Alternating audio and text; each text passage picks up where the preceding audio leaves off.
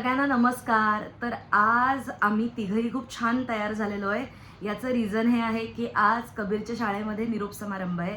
कबीर पूर्व प्राथमिक शाळेमध्ये म्हणजे छोटा शिशू आणि मोठा शिशू मध्ये आत्ता होता, म्हणजे आता मोठा शिशू झालं कंप्लीट आणि आता तो जाणार आहे पहिलीला.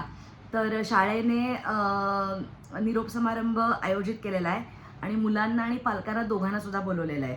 सो आता आम्ही छान तयार झालो आहे आणि आपल्या शाळेत चाललो आहे. आपली शाळा म्हणजे ती शाळा कबीरची जरी असली तरी मी सुद्धा याच शाळेत शिकल्यामुळे माझी एक वेगळी अटॅचमेंट या शाळेबरोबर आहे. आणि कबीर मराठी माध्यमात शिकतो, त्यामुळे खूप प्रेम, खूप मायेने शिक्षकांनी शिकवलेलं आहे. सो सगळ्यांना बाय बाय म्हणाला आणि शाळेतल्या शिक्षकांनीचा निरोप समारंभ आणि पालकांनी मिळून असा निरोप समारंभ आयोजित केलेला आहे. हा व्लॉग शेवटपर्यंत नक्की बघा. जनरल एज्युकेशन इन्स्टिट्यूटची सुभेदारवाडा शाळा. 136 वर्षाची परंपरा असलेली ही वास्तू. माझी आई, त्यानंतर मी आणि आता माझा मुलगा कबीर या शाळेत शिकतोय याचा मला फार आनंद आहे.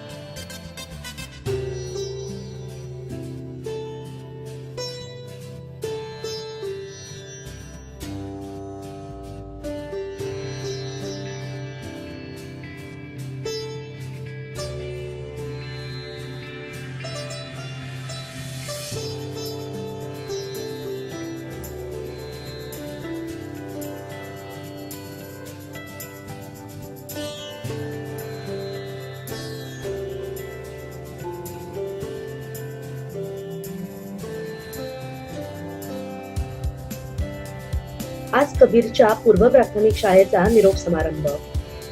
कबीर छोटा शिशू आणि मोठा शिशू ही 2 वर्ष इथे होता आणि आता तो प्राथमिक शाळेत जाईल, म्हणजेच पहिलीला जाईल. सर्व पालकांनी मिळून अतिशय सुंदर सजावट केली होती.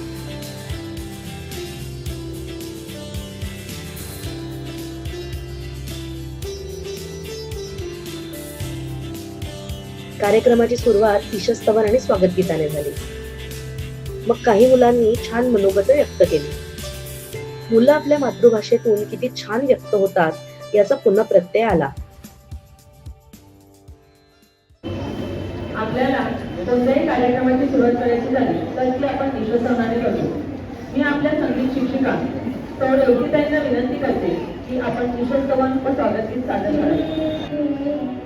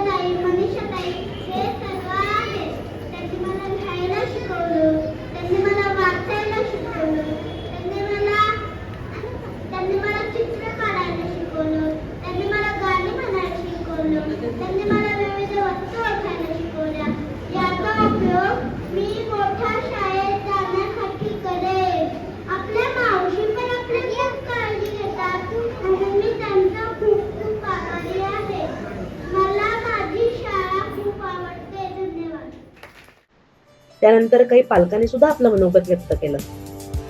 मी सुद्धा 2 शब्द बोलले आणि गाणं सादर केलं. मुलांना अल्पोपहार दिला आणि पालकांना पहिलीच्या प्रवेशाबद्दलच्या सर्व सूचना दिल्या. प्राथमिक शाळेच्या मुख्याध्यापिका पोद्दारबाई स्वतः आल्या होत्या. कबीरच्या छोट्या शिशूच्या बाई नेहाताई आणि मोठ्या शिशूच्या विद्याताई, मनीषाताई, रेश्माताई यांच्यासोबत छान फोटो काढले. सर्व मित्रांसोबत सुद्धा फोटो काढले आणि मग सगळ्यांना बाय म्हणून अशा सुंदर आठवणी घेऊन आम्ही निघालो. सर्वांना नमस्कार. मला माहिती आहे सगळे लोक सगळ्यांनीच बोललेलं आहे. सर्वप्रथम मी सगळ्या शिक्षक वर्गाचं खरंच मनापासून मला नमस्कार करते. आभार मानणे इतकी मी मोठी नाही आहे, कारण मी सुद्धा स्वतः या शाळेची विद्यार्थी आहे. आणि दुसरी महत्त्वाची गोष्ट म्हणजे कधी माझा मुलगा आता रोज या शाळेत येत असल्यामुळे माझं रोज या शाळेमध्ये येणं होतं. त्यामुळे मला काही मी शाळेपासून अशी लांब आहे असं वाटत नाही. तर कार्यक्रमाचा सुद्धा शेवट आलेला आहे. तर मी फक्त एक छोटंसं गाणं म्हणते आणि माझं 2 शब्द इथे संपवले. या गाण्याचा अर्थ असा आहे की या सगळ्या शिक्षकांमुळे आपली मुलं घडत आहेत आणि पुढे माहिती नाही आपली मुलं काय काय करणार आहेत. कदाचित काही छोटं काम करतील, काही मोठी कामं करतील, खूप मोठे होतील किंवा मोठी होणार सुद्धा नाही. तर ही शाळा त्यांना कायमच चांगली बुद्धी त्यांच्या मनात जी निर्माण केलेली आहे त्या बुद्धीनेच आपली मुलं काम करतील आणि कोणत्या ना कोणत्या कामासाठी आपली मुलं उपयोगी पडतील असं या गाण्याचा अर्थ आहे. ते मला तुमच्यासमोर सादर करते आणि माझे 2 शब्द संपवले.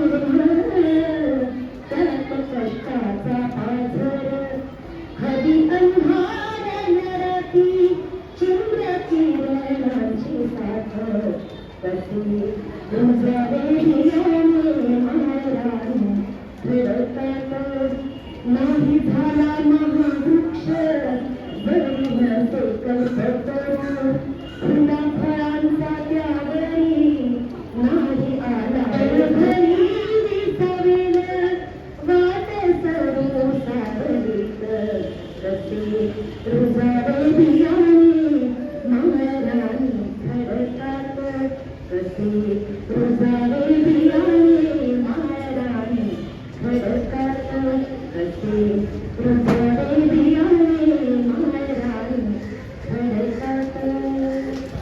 सगळ्यांना पुन्हा एकदा मनापासून धन्यवाद. सो आता आमचा कार्यक्रम छान झालेला आहे आणि आता आम्ही कार्यक्रमावरून निघालो आहे आणि आम्हाला आता अजून एका लग्नाला जायचं आहे. सो आम्ही आता तिकडे चाललो आहे. सो कार्यक्रम खूप सुंदर झाला. सगळ्या मुलांनी, सगळ्या पालकांनी, सगळ्या शिक्षकांनी त्यांची खूप छान छान मनोगतं व्यक्त केली आणि मुलांना अल्पोपहार पण दिला. काय दिलं कबीर अल्पोपहारामध्ये? आणि वडापाव संपवलास तू? वाव, कसा होता वडापाव? येस. आम्हाला काय दिलं माहितीये का? रसना दिलं प्यायला सगळ्या पालकांना. तुम्हाला रसना दिलं? सो आम्हाला सगळ्या पालकांना रसना दिलं त्यांनी प्यायला. पण मुलांना नाही दिलं, फक्त पालकांना दिलं. बरं ठीक आहे, ठीक आहे. बरं ठीक आहे. तर असा आमचा कार्यक्रम छान झालेला आहे आणि आता कबीर जरा रागवला आहे. असू दे. सो हा व्लॉग नक्की सगळ्यांपर्यंत शेअर करा आणि आपल्या मुलांना आपल्या मातृभाषेतूनच शिक्षण दिलं पाहिजे, कारण आपल्या मातृभाषेत जे प्रेम आहे ते बाकी कुठल्या ठिकाणी येणार नाही असं माझं प्रामाणिक मत आहे.